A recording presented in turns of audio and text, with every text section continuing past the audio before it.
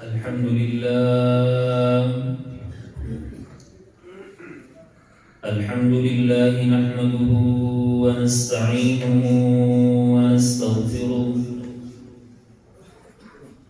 ونؤمن به ونتوكل عليه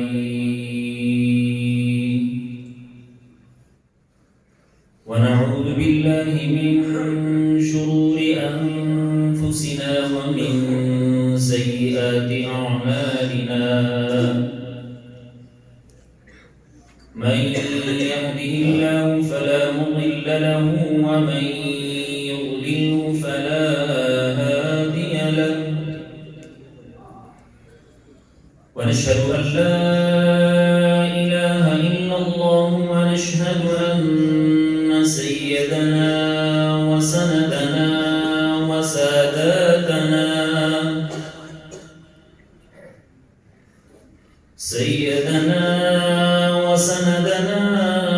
وساداتنا وحبيبنا وحبيب ربنا وشفيعنا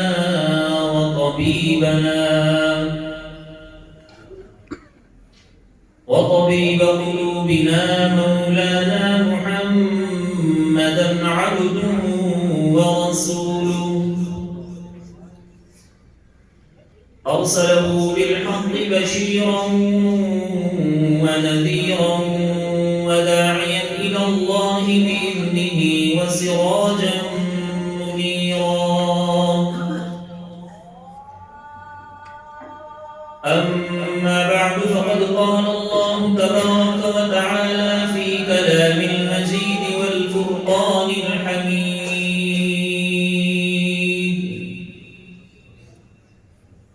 أعوذ بالله من الشيطان الرجيم بسم الله الرحمن الرحيم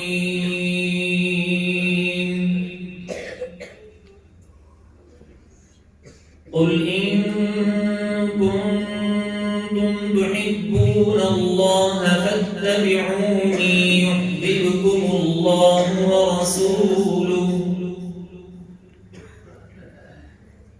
وقال الله تبارك وتعالى في مقام آخر ومن يطع الله ورسوله ويخشى الله ويتقه فأولئك هم الفائزون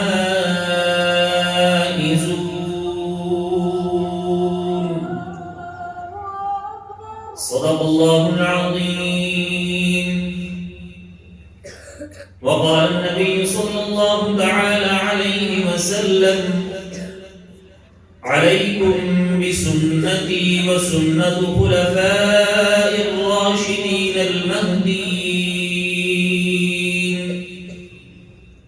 وصدق رسوله النبي الكريم.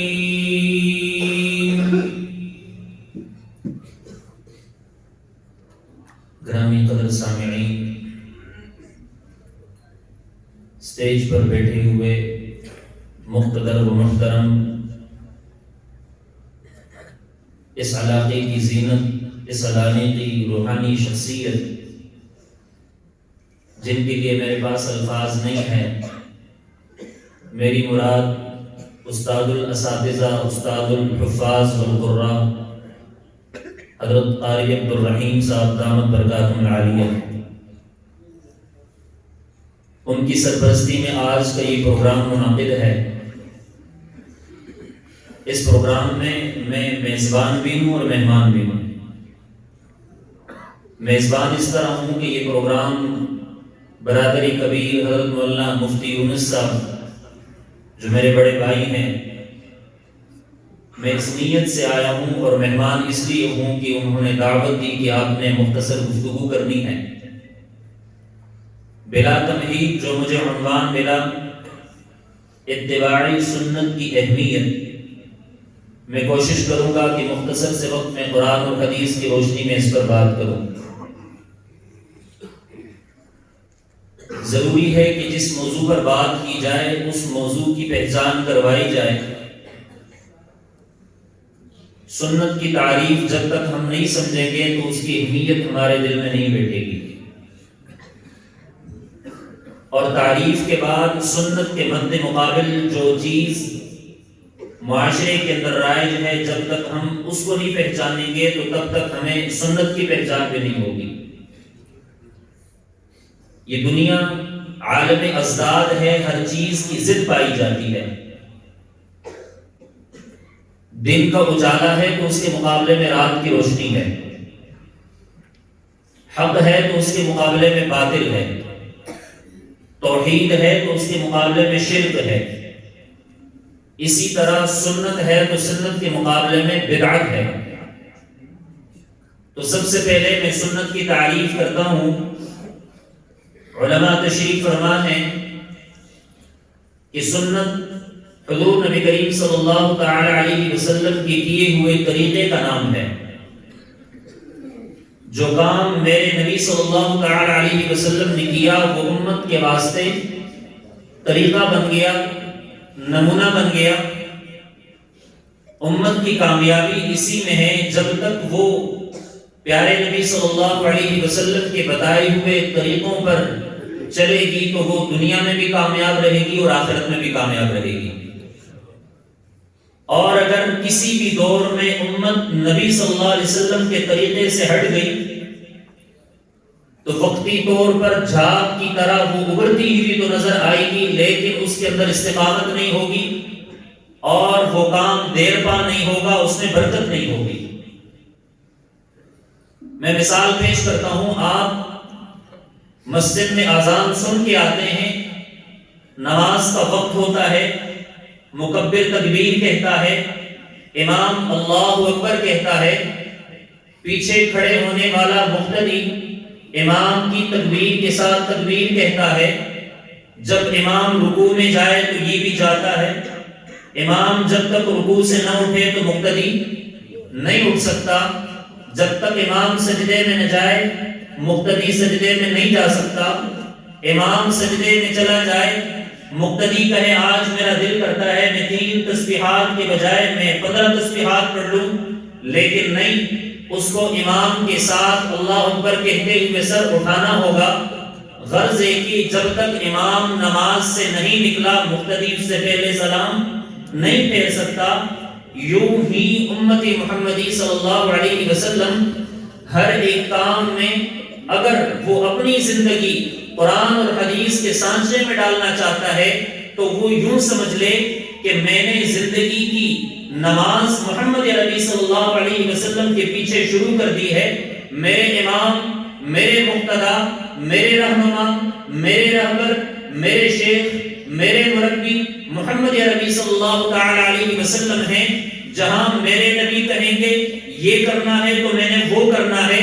اس کے مقابلے میں دنیا کی بڑی دولت قدموں میں آ کر لگے، میں نے اس کی طرف نہیں دیکھنا۔ اس کے مقابلے میں خاندان ناراض ہو، میں نے نہیں دیکھنا۔ اس کے مقابلے میں رشتہ دار ناراض ہو، میں نے نہیں دیکھنا۔ جب تک اس مسلمان کی زندگی کی یہ عبادت اور یہ نماز محمد عربی صلی اللہ علیہ وسلم کی اقتداء میں چلے گی، جس وقت اس کی نماز اسرائیل علیہ السلام کے آنے اور روح پرواز کرنے سے ختم ہوگی تو آگے جنت اس کی منتظر ہوگی۔ یہ میں نے ایک مثال دی کہ مسلمان کی زندگی ایسی ہونی چاہیے، اور جس مسلمان نے اپنی زندگی یوں بنا لی وہ دنیا میں چلتا پھرتا جنتی ہے۔ صحابہ کرام کو اللہ نے قرآن میں جنتی ہونے کا سرٹیفکیٹ دنیا میں کیوں دیا؟ صحابہ کو قرآن نے دنیا میں رضی اللہ تعالی عنہم ورضوا عنہ کا انعام دنیا میں کیوں دیا؟ سورہ حجرات میں اللہ نے ان کے دلوں کے تقوی کا تذکرہ کیوں کیا؟ اولئک الذین امتحن اللہ قلوبہم للتقوی لہم مغفرہ واجر عظیم۔ یہ وہ جماعت ہے کہ اللہ نے ان کے دلوں کا امتحان لیا تو تقوی ملا، پھر رب نے ان کے لیے اعلان کیا کہ ان کے لیے بخشش ہے اور اجر عظیم ہے۔ اس کی وجہ یہ ہے کہ ہر ایک صحابی نے کامل و اکمل طریقے سے محمد عربی صلی اللہ علیہ وسلم کی اتباع کی ہے، ایسی اتباع کی ہے کہ عبادات میں تو اتباع ہے ہی ہے،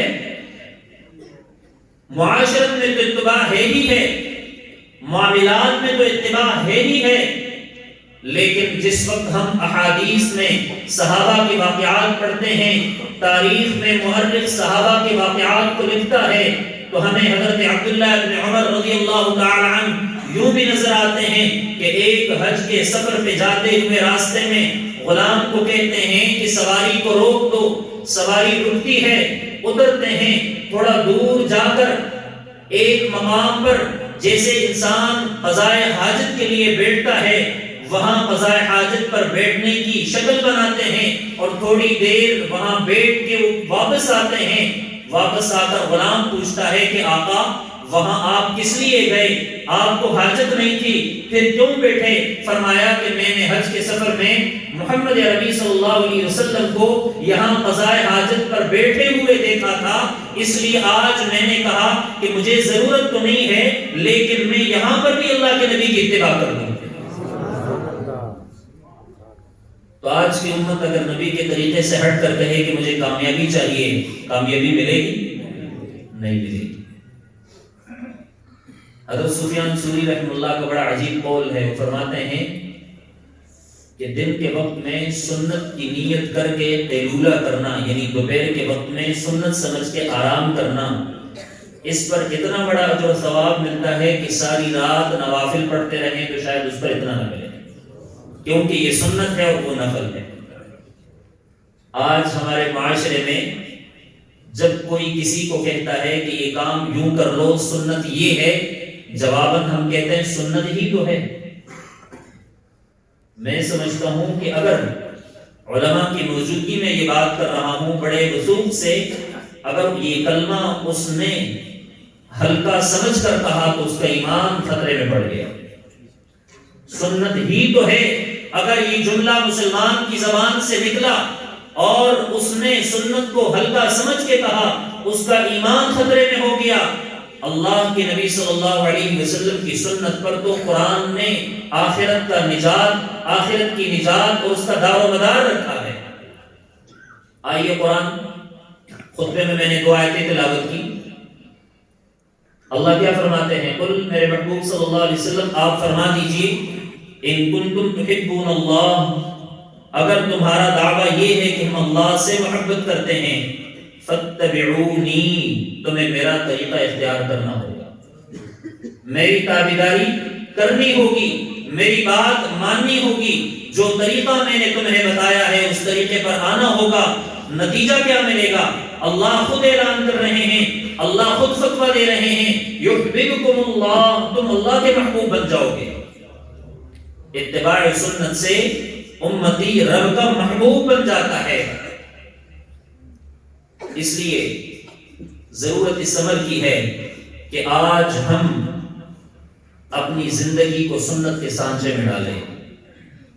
ہمارا لباس، ہمارا طور طریقہ، ہماری خوشی، ہماری غمی، ہمارے معاملات، ہماری معاشرت، ہمارے معاشرے میں رہنا سہنا، ہمارا سونا، ہمارا جاگنا، حتیٰ کہ قضائے حاجت کے لیے باتھ روم میں جائیں وہ بھی سنت کے مطابق ہوا، تو مسلمان اتنا خوش قسمت ہے کہ یہ گیا تو اپنی ضرورت پورا کرنے کے لیے، لیکن سنت کے مطابق بیٹھنے پر اس نے 100 شہیدوں کا ثواب پا کر وہاں سے آ گیا۔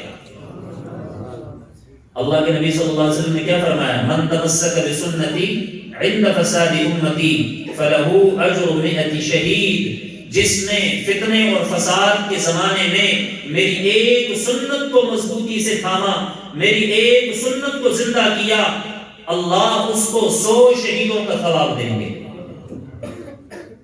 اور پھر اپنی زندگی کو سنت کے سانچے میں ڈالنے کے لیے اللہ نے آپ کو بہترین خانقاہ دی ہوئی ہے، اللہ نے آپ کو بہترین مدرسہ دیا ہوا ہے، اللہ نے آپ کو بہترین مربی دیے ہوئے ہیں جو قدم بقدم آپ کی تربیت شریعت کے مطابق کریں گے۔ اس منبر و محراب سے آج تک آپ نے خلاف شریعت نہ بات سنی ہوگی نہ انشاءاللہ سنیں گے۔ آپ کو اس منبر و محراب سے ہمیشہ کے لیے اگر دعوت دی گئی تو قرآن کی دعوت دی گئی، حدیث کی دعوت دی گئی، سنت کی دعوت دی گئی۔ تو پھر یہ علماء آپ کے محسن ہیں، آپ نے ان کے اس احسان کو ماننا ہوگا۔ اور اس احسان کا ماننا کیا ہے؟ یہ آپ سے کسی چیز کا مطالبہ نہیں کرتے، ایک مطالبہ کرتے ہیں، اپنی عملی زندگی میں توحید لے کے آ جاؤ، اپنے کاموں میں مبارک طریقہ سنت والا طریقہ لے کے آ جاؤ، یہی مطالبہ علماء کرام کا ہے۔ تو میں بات کر رہا تھا کہ سنت کی پہچان جب تک نہیں ہوگی تب تک ہم سنت کی تعریف اور سنت کی پہچان جب تک نہیں سمجھیں گے تو اہمیت دل میں نہیں بیٹھے گی۔ تو سنت کی پہلی تعریف میں نے کی، اللہ کے نبی صلی اللہ علیہ وسلم نے جیسا کیا، جو کیا، وہ کیا کہلاتا ہے؟ سنت کہلاتا ہے۔ اللہ کے نبی صلی اللہ علیہ وسلم نے جو کہا وہ سنت۔ اللہ کے نبی صلی اللہ علیہ وسلم کے سامنے اگر کسی صحابی نے ایک کام کیا اور آپ علیہ السلام اس پر خاموش رہے، اس سے منع نہیں کیا، وہ بھی سنت بن گئی۔ اور پھر جاتے جاتے اللہ کے نبی صلی اللہ علیہ وسلم نے ایک اعلان بھی فرما دیا کہ میں تو دنیا سے رخصت ہو رہا ہوں، لیکن سنو، علیکم بسنتی وسنت خلفاء الراشدین المہدیین، تم پر لازم ہے کہ میری سنتوں کو اپناؤ اور میرے بعد میرے خلفاء راشدین کی سنتوں کو اپناؤ۔ جب تک امت نے اللہ کے نبی کی سنتوں کو پکڑے رکھا، خلفاء راشدین کی سنتوں کو پکڑے رکھا، اللہ نے اس امت کو کبھی گمراہ نہیں کیا، وہ امت کبھی دوسرے کے نیچے شکست خوردہ نہیں تسلیم، بلکہ ہمیشہ کے لیے اللہ نے اس کو فتح عطا کی۔ دوسری آیت میں نے آپ کے سامنے تلاوت کی، فرمایا وَمَن يُطِعِ اللَّهَ وَرَسُولَهُ وَيَخْشَ اللَّهَ وَيَتَّقْهِ فَأُولَٰئِكَ هُمُ الْفَائِزُونَ۔ سورہ نور ہے، پارہ نمبر 18 ہے۔ اللہ آخرت کی کامیابی کا دار و مدار بتا رہے ہیں، نجات کا ذریعہ بتا رہے ہیں۔ اعلان کیا جس شخص کی زندگی میں یہ 4 کام ہیں وہی شخص کامیاب ہے۔ ایک کامیابی دنیا کی نگاہ میں ہے، ایک کامیابی محمد عربی صلی اللہ علیہ وسلم اور اللہ کی نگاہ میں ہے۔ آؤ ذرا موازنہ کرتے ہیں، دنیا والے کامیابی کس میں سمجھتے ہیں اور اللہ اور اس کے رسول صلی اللہ علیہ وسلم کامیابی کس میں بتلاتے ہیں۔ دنیا والے کہتے ہیں اپنے بیٹے کو اعلیٰ تعلیم دلوا کر اچھے عہدے پہ بٹھا دیا، اس کی اچھی نوکری مل گئی، اچھی تنخواہ لگ گئی، اچھی گاڑی مل گئی، اچھا مکان بنا دیا، کہتے ہیں جی فلاں کی اولاد بڑی کامیاب ہو گئی۔ یہ دنیا کا تصور ہے، اس میں ہم سب شریک ہیں۔ لیکن اللہ کے ہاں کامیابی کا معیار یہ نہیں ہے۔ اللہ کے ہاں کامیابی کا معیار وہ ہے جو قرآن میں اللہ نے بتایا، حدیث میں رسول اللہ صلی اللہ علیہ وسلم نے بتایا۔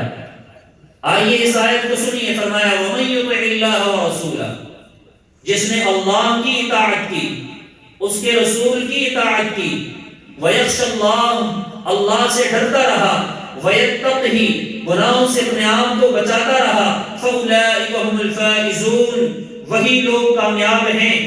تو ماجیہ کے یہاں کے رہنے والوں، قرآن کی آیت کو اپنے دل کی تختی پر لکھ لو۔ اللہ کی اطاعت کرنی ہے، رسول اللہ صلی اللہ علیہ وسلم کی اطاعت کرنی ہے، اللہ سے ڈرنا ہے، گناہوں سے بچنا ہے، یہی کامیابی کا راز ہے۔ ساری دنیا یہ کام کرنے کے بعد آپ کو کہے آپ ناکام ہو گئے، لیکن آپ کا جواب ہونا چاہیے مجھے اللہ نے کامیاب کہا ہے تو میں کامیاب ہوں۔ حضرت عمر رضی اللہ تعالیٰ عنہ مسند میں ہے، ایک رومی کسان آیا اور حضرت عمر رضی اللہ کو مخاطب کر کے کہنے لگا کہ میں کلمہ پڑھتا ہوں، آپ گواہ ہو جائیں، اشہد ان لا الہ الا اللہ و اشہد ان محمدا عبدہ و رسولہ۔ حضرت عمر رضی اللہ عنہ نے پوچھا کیا وجہ ہوئی اسلام کی طرف آنے کی؟ جواباً وہ کسان کہتا ہے میں نے پوری تورات پڑھی، انجیل کا مطالعہ کیا، زبور کو پڑھا، مجھے بات کلیئر سمجھ نہیں آ رہی تھی۔ میں مدینہ آیا اور میں نے ایک مسلمان کی زبان سے قرآن کی ایک آیت سنی، اس آیت کا سننا تھا کہ مجھے تینوں کتابوں کی سمجھ آ گئی۔ قرآن کی ایک آیت سے مجھے سابقہ 3 کتابوں کی سمجھ آ گئی۔ حضرت عمر نے پوچھا کون سی آیت؟ کہا میں نے اس مسلمان کی زبان پر اس آیت کو سنا وَمَن يُطِعِ اللَّهَ وَرَسُولَهُ وَيَخْشَ اللَّهَ وَيَتَّقْهِ فَأُولَٰئِكَ هُمُ الْفَائِزُونَ، جس نے اللہ کی اطاعت کی، رسول اللہ صلی اللہ علیہ وسلم کی اطاعت کی، اللہ سے ڈرا، گناہوں سے بچا، وہی کامیاب ہے۔ میں نے کہا کہ مبارک ہو تمہیں، تم نے جو 3 کتابوں پر ٹٹولا، ایک ایک صفحہ پلٹا، ورق گردانی کی، آج اللہ آپ کو اس کا نتیجہ سمجھا رہے ہیں۔ اگر کامیابی چاہتے ہو قرآن کی ایک آیت پہ عمل کر دو، اللہ کا اعلان ہے کامیاب ہو جاؤ گے۔ اور پھر حضرت عمر کو مخاطب کر کے کہتا ہے کہ میں اس کی تفسیر بھی بیان کرتا ہوں، ذرا سنیے مجھ سے، میں اپنے انداز میں اس کی تفسیر بھی بیان کرتا ہوں۔ حضرت عمر نے کہا جی سناؤ، کہنے لگا کہ وَمَن يُطِعِ اللَّهَ، اس سے مراد فرائض ہیں، اس سے مراد فرائض ہیں، نماز، روزہ، حج، زکوٰۃ، شرعی پردہ، حلال حرام کی پہچان، حلال کھانا حرام سے بچنا، ورسولہ، اس سے مراد محمد عربی صلی اللہ علیہ وسلم کی ساری سنتیں ہیں، وَيَخْشَ اللَّهَ، اس سے مراد گزشتہ گزری ہوئی زندگی کے گناہوں پر ندامت اور اللہ کا خوف دل میں بٹھانا ہے، وَيَتَّقِهِ، اس سے مراد مستقبل میں آنے والے گناہوں سے اپنے آپ کو بچانا ہے۔ یہ 4 کام جس کی زندگی میں آ گئے، فرمایا فَأُولَٰئِكَ هُمُ الْفَائِزُونَ، وہی لوگ کامیاب ہیں۔ اس کے سامنے اپنے انداز میں اس کی تفسیر بیان کی۔ حضرت عمر نے کہا اے اللہ کے بندے، تو نے بڑی اچھی تفسیر بیان کی۔ تو معلوم یہ ہوا کہ آخرت کی نجات کا دار و مدار ان 4 چیزوں کے اوپر ہے۔ ابھی تک میں نے آپ کے سامنے 20 منٹ کے اندر 22 منٹ کے اندر گفتگو کی کہ سنت کسے کہتے ہیں، سنت کی اہمیت کیا ہے، سنت پر ملنے والا کیا ہے۔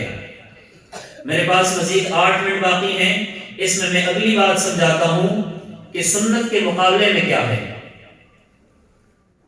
سنت کے مقابلے میں بدعت ہے، سنت کے مقابلے میں بدعت ہے۔ بدعت کی تعریف کیا ہے؟ دین کے اندر ثواب کی نیت سے کسی ایسے کام کو ایجاد کرنا جو دین کا حصہ نہ ہو، دین کے اندر ثواب کی نیت سے کسی ایسے کام کی ایجاد کرنا جو دین کا حصہ نہ ہو، نہ اللہ نے بتایا ہو، نہ نبی صلی اللہ علیہ وسلم نے بتایا ہو، نہ حضرات صحابہ سے ثابت ہو، اس کو کیا کہتے ہیں؟ بدعت کہتے ہیں۔ اس کو کیا کہتے ہیں؟ بدعت کہتے ہیں۔ جب تک ہم بدعت کی پہچان نہیں کریں گے تب تک ہمیں سنت سمجھ میں نہیں آئے گی۔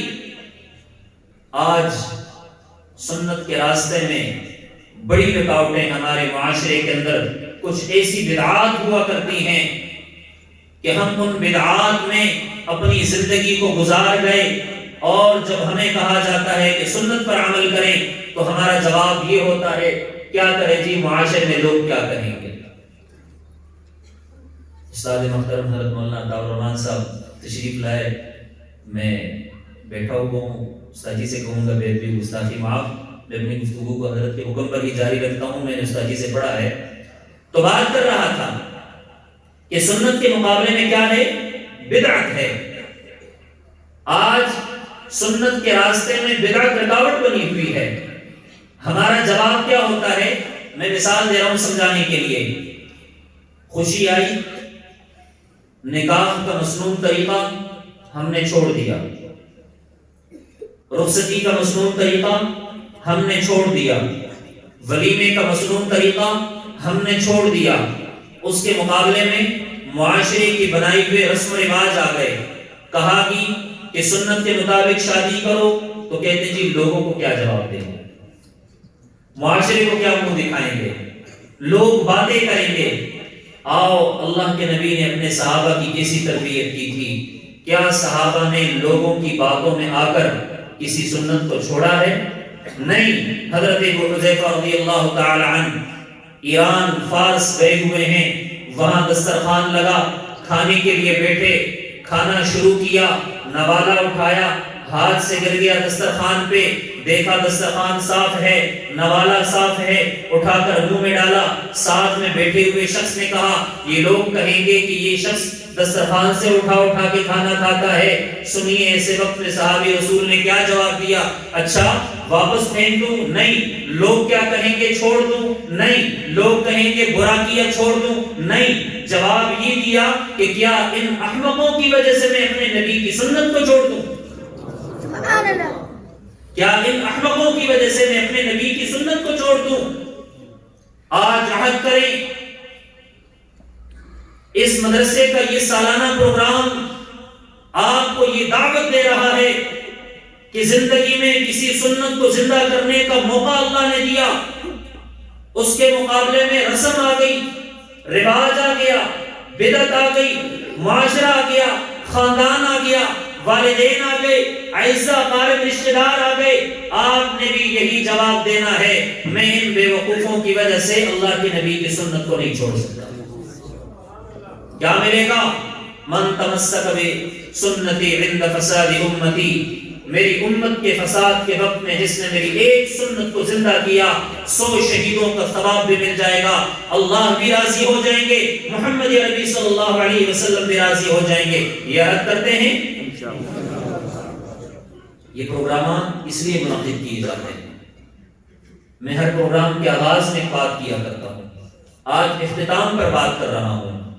حضرت مفتی صاحب نے آپ کو دعوت دی، ان کی پوری ٹیم گزشتہ 20-25 دنوں سے آپ کے لیے اشتہارات بنانا، علماء کرام سے وقت لینا، نعتخوان حضرات سے وقت لینا، قرائے کرام سے وقت لینا، پھر ایسے مبارک ہستیوں کو بلانا، یہاں بیٹھ کر ان کا دیدار بھی، قرآن حدیث کی باتیں بھی، اللہ کا گھر بھی، مدرسہ بھی، جہاں صبح شام قرآن کی صدائیں بلند ہوتی ہیں، صبح بچے اٹھتے ہیں تو قرآن کی تلاوت شروع، رات کو سوتے ہیں تو قرآن کی تلاوت پر اہتمام کر کے ایسی بابرکت ساعات اور مقامات پر جہاں ہر وقت اللہ کے رحمت کے فرشتے موجود ہوا کرتے ہیں۔